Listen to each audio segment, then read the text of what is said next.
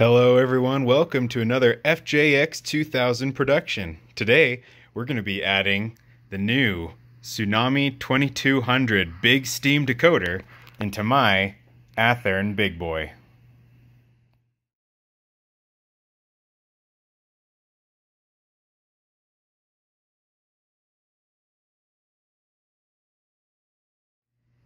So this is an Athearn HO scale big boy. It has the wheel configuration of a 4884. It is especially popular nowadays because they just recently restored the big boy 4014. This one that I have is 4005, which actually still exists today. It wasn't scrapped. It is in Denver, Colorado, at the Museum of Transportation there. And it has a unique history that we might get into a little later. But today we're going to be adding the SoundTraxx Tsunami 2 big steam decoder. This is the TSU-2200 specifically, and they just barely came out with this. So SoundTraxx had the opportunity just before COVID kind of took over to get out there and record the real life big boy 4014 as it was making its debut across the country just earlier this year in 2020. And they are the only ones that have authentic sound effects for the big boy. Most sound decoders have steam sounds that are designed for big steam, but this is the only decoder on the market that has it specifically for the big boy. The factory Athearns that are coming out that are new have this decoder in them. They have the actual big boy sound effects. But this decoder is the only one that you can get on the market that has authentic big boy sounds that aren't from the factory, from Athearn. This is an Athearn model, so we're going to be adding this kind of after the fact, but it should sound incredible. I had been wanting to get a big boy for a while, but the new Athearn models, specifically I had been looking at Athearn, were over $700, and that was just a bit too much for me. So I found one on eBay that was going for much cheaper, and I snagged it up. But the seller on eBay even said before I bought it that it had some sort of sound issue where the speakers were just extra quiet. And sure enough, when I got it and unpackaged it, set it on the track, and I'm testing it, I have to get really close, and even then you might still not be able to hear it. The speakers are back here in the tender. Let me try blowing the whistle for you. You can hear some steam being let off right now. Just super quiet. There's the bell. Let's get moving.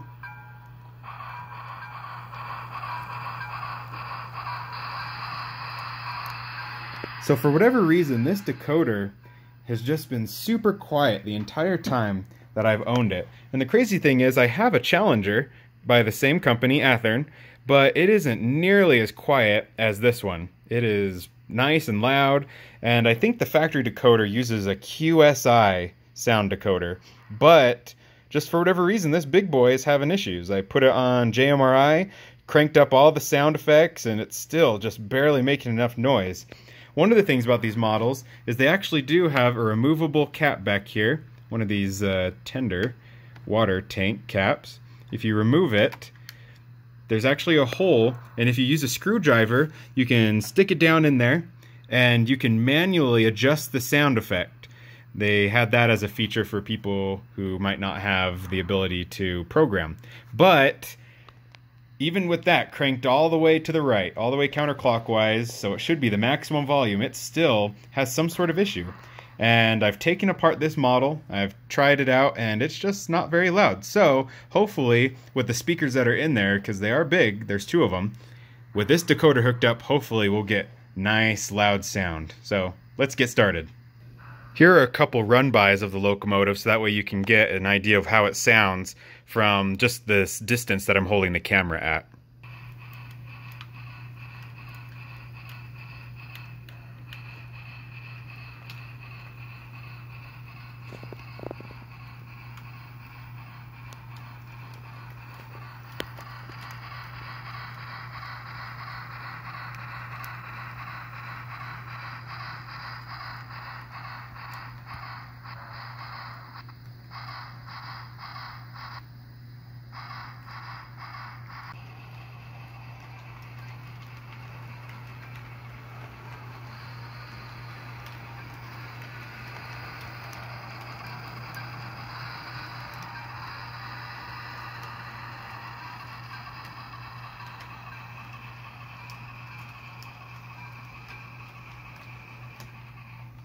As you could tell from those videos, it has some problems. It is not very loud, and hopefully this new decoder from SoundTraxx, the company that I love and trust, definitely get their stuff.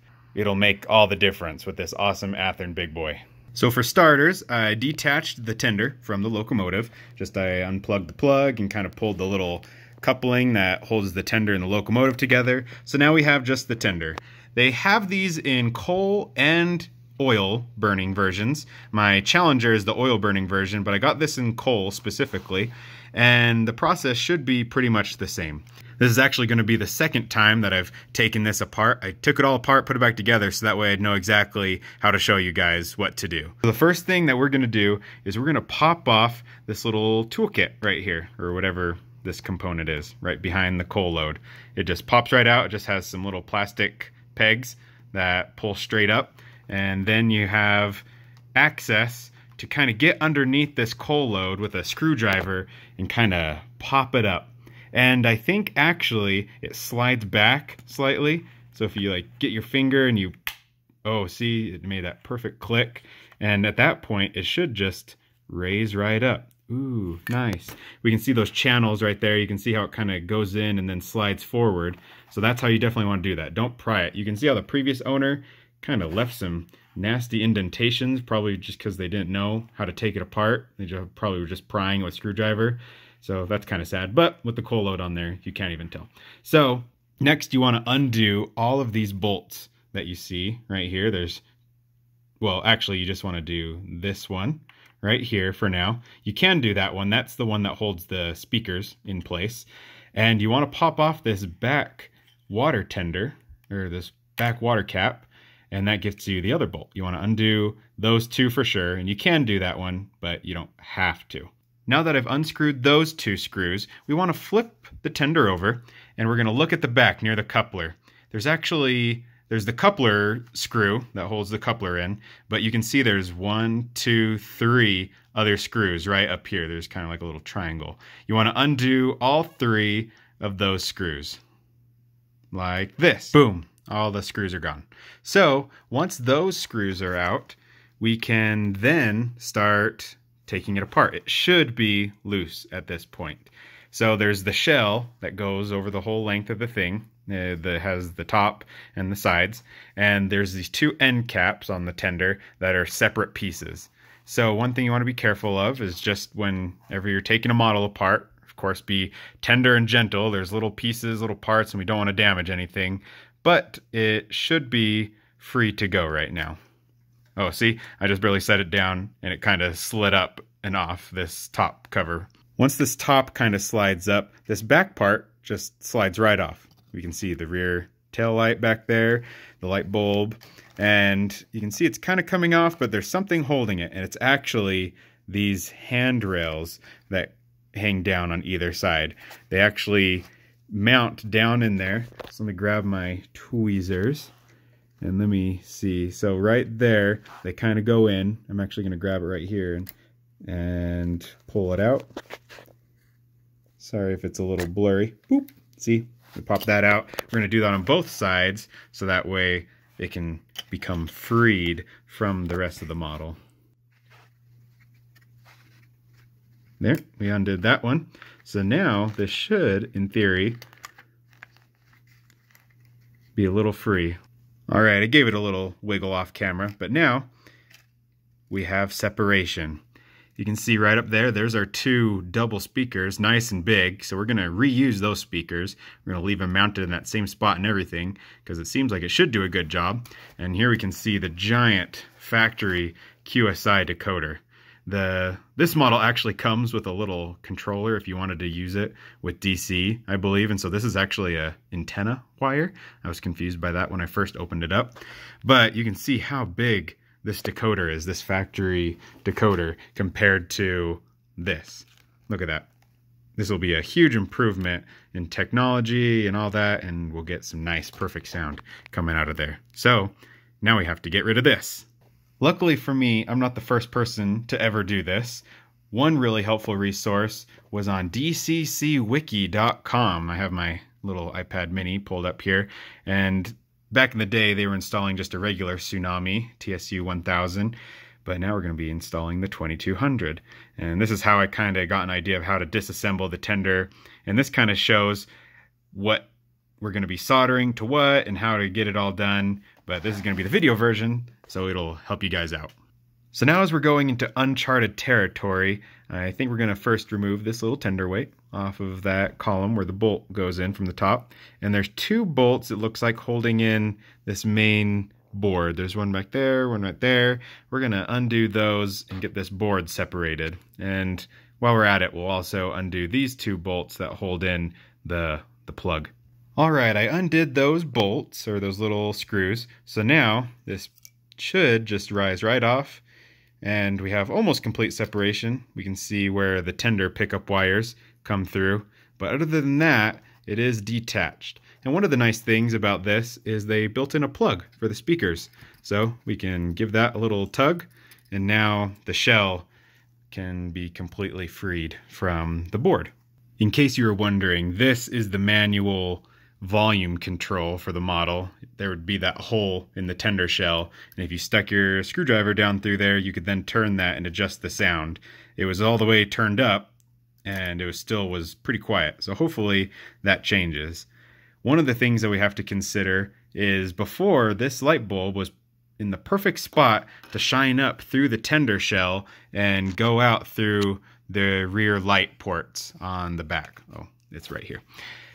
And shine out that light. So we'll have to rearrange how that light bulb sits or put a new light in there so that way we get the same effect. But one of the nice things is that this model has this little board labeled with all these little letters. There's like J2, J3, J4, J5 as all these colored wires go down. So we're going to unsolder each one of those.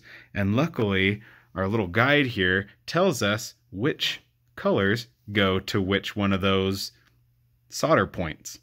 So that way all the wiring to the locomotive is correct. So as my janky old soldering iron's warming up, one of the things about 4005 that I wanted to tell you about, 4005, I don't know how you refer to big boy numbers, but 4005 is unique in that it's in Denver, but it was the only big boy back when they were originally in service that was converted to an oil burner, but then was converted back to a coal burner.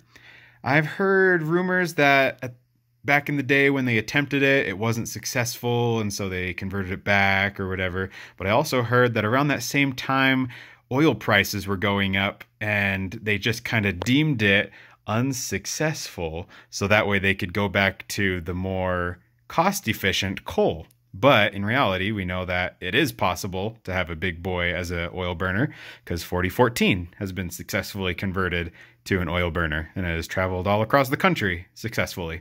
So 4005 is unique in that respect in its history, and it was in a terrible accident back in the day where the head brakeman, the engineer, and the fireman were all killed after it accidentally went through a switch on the main that was lined against them, or something along those lines, and it caused a big derailment and the lives of those crew members.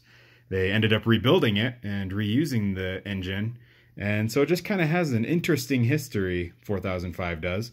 And I'm happy to have this model in that I'm in Colorado and it is in Colorado, and that it's a coal burner and I like coal. So anyways, I think it's about time to get soldering. So from the factory, they had a little pieces of shrink wrap kind of tied around the wires to keep them organized. I cut those, and then I unsoldered all the wires going to the main board, but I kept the pickup wires going to the board since I would just have to resolder them anyways. We're going to keep those intact, and then we're going to resolder, or we're going to not resolder, but just solder in general, this decoder in to those wires. So you might be wondering what exactly is different between this Tsunami 2 Big Steam decoder and just the normal Tsunami 2 Steam 2 decoder. Well, these decoders can only hold a certain number of sounds, and to make room for all the unique big boy specific sounds, they ended up getting rid of a lot of the sounds associated with smaller steam engines to make this more appropriate for primarily larger steam locomotives. I'm sure you could put this same decoder in other large engines like a Challenger or a Yellowstone, the 2884, or maybe even a cab forward, but this is specific for the big boy, so we're putting in the big boy. According to SoundTraxx, some of the sound effects that they put on this Tsunami 2 big steam decoder that are big boy specific include recordings of the big boy's whistle in both the yard and road mixes. They have the big boy's brass bell, the exhaust chuff, the brakes, the feedwater system, and more. So those are just a couple of the things that they had to make room for and get rid of smaller steam sounds to make way for big steam. So when all is said and done, I believe this decoder is going to rest right there. I might even use some double-sided tape or something to adhere it to that spot specifically. But I'm going to trim some of these wires so that way there's a little extra room, but they're just long enough to be able to solder to this, and that way we don't have a ton of excess wiring going everywhere. So I went ahead and trimmed the red, gray, blue, white, orange, and black wires, because those are the ones that we're going to be soldering up here. We do have to keep in mind that the blue is the common power lead for the reverse light, so I might also do some clever wiring so that way there's a branch off of this blue wire that goes back here that we can use for the reverse bulb. Another thing I decided to give a try was I just decided to unsolder this LED for the reverse light and the plug for the speakers off of the factory board. So that way we can keep the rear speakers being unpluggable, I guess I should say, and we'll get the same colored light bulb that was used for the reverse light. Alright, I just got done soldering the decoder to this chip or board or whatever you want to call it, and now it's just a matter of wiring up the speakers and getting that rear light figured out. I added a blue lead off of that spot where the other blue wire was soldered, and I'll just extend this back till we get to the rear light, and I'll probably find a way to adhere this little bad boy, this little LED, onto the shell of the tender itself. So at this point we're fast forwarding a bit. As I said earlier, soldered all of these up, and I re-screwed this plate in this board so that way it's secured. I have our decoder right here. I just kind of tied up the extra wires in a knot. I haven't yet done the rear light. I just wanted to test everything. I went ahead and figured out which plug would be positive and which would be negative for the speakers, and I wired that in to the speaker wires. On the diagram for the decoder, it shows that the wire on the very edge of the decoder that's purple is the positive speaker wire. So that's how I knew which speaker wire of these purple ones, to use for the positive wire that leads into these speakers. And now let's give it a sound test, because even without the locomotive, it should give us some sound. So let's get it on our track right here. She's all railed up. Now, power.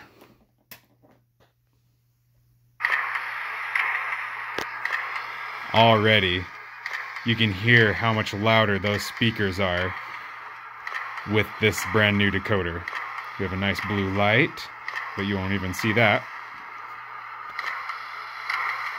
This is going to be great. So now I just need to get that reverse light put in and then get it all tied up together and it'll be done. Alright, just about wrapping up all the details. I installed the rear LED back there, put some silicone down, but it's taking too long to dry, so I put a little bit of electrical tape to keep it there.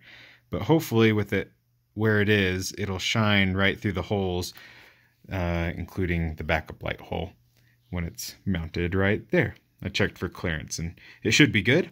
So now let's just put it back together and test her out. Alright, I reassembled the model in the same order that I took it apart. Specifically, we're talking about the tender, of course. And I have it all hooked up. Now the moment of truth. Sound on. Oh man, already, like, you can actually hear the sound effects from the speakers. That's what I love about this install, is that I didn't have to add any speakers. It already came with speakers in their baffles, and I never even undid that bolt. They just stayed right there in the tender. Well, let's test out some sounds. I already entered 3 as the factory sound, and let's see what happens.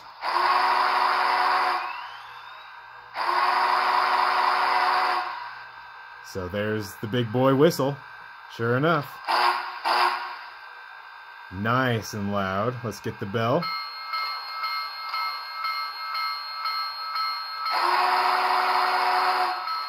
We got that.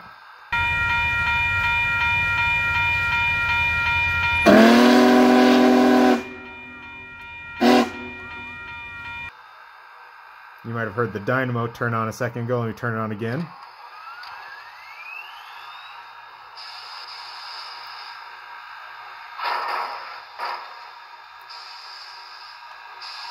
Huh. The headlight's not coming on.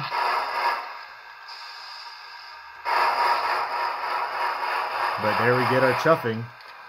I'll have to go in and turn that volume down because it's almost way too loud for those speakers.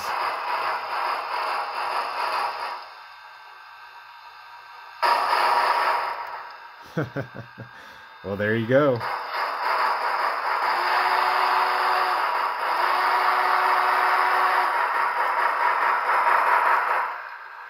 Let me go in and mess with a couple of the sounds in the computer, and we'll see how it sounds after that. Alright, I just got done tinkering around with it in JMRI, and I turned down the volume a bit so that way it's not so blaringly loud. But seems like the speakers have a little bit of a crackliness to them, so I might end up switching out those speakers after all. Another mistake I made is that I did not wire a resistor in line with the headlight. So headlight is burned out. That's why when we press the headlight button, we get nothing. Luckily those board lights up there where it says 4005 did not burn out. Those must be pre-wired into some sort of board that's inside of the boiler. And the resistor that I put in for the reverse light is a bit too powerful, so it's not super bright. It's not as important, but I might end up doing something with that too. But overall, she looks great and sounds great. The speakers are able to belt out the sound just like we want, and let's get her going.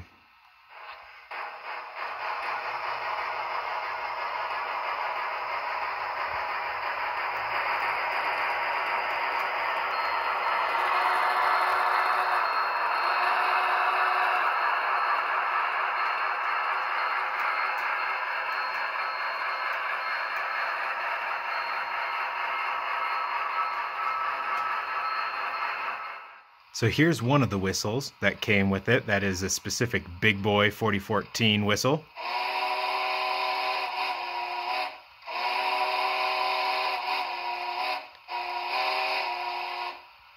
So that whistle was the road mix, and the yard mix is the one that we were hearing earlier, just the standard whistle. But the road mix has a little bit more flair to it.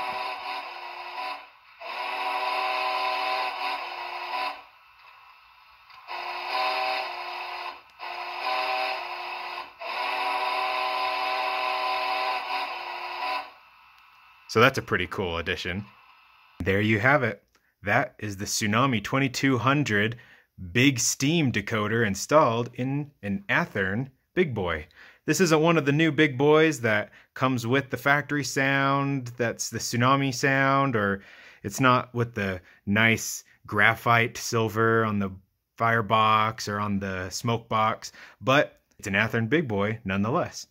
So here we are a couple days after the installation of the big steam decoder into this Big Boy, and as you saw in the previous video, I accidentally burned out the headlight because I did not install a resistor like I should have, and because of that I've had to take off the shell, dig into this front truck, and get to where the light is mounted. The light is mounted right down there. You basically have to take all this front part apart, and then you can like kind of bend this up and get access to this little chip. which had the bulb soldered to it. So this sat down inside of there, and then it had this bulb soldered to it, but that bulb is dead. So I ordered some new bulbs, and I'm gonna have to solder the resistor. So make sure you don't make that mistake, because this is the worst ever. But other than that, it looks good, sounds good. Hopefully you enjoyed the video. Please like and subscribe. Make sure to check out some of the other installs that I've done, and hopefully this helps you as you decide to add this decoder yourself. Comment below if you're planning on adding this decoder to any of your models, or if you have this model already, and tell me if you love it. So, have a great day.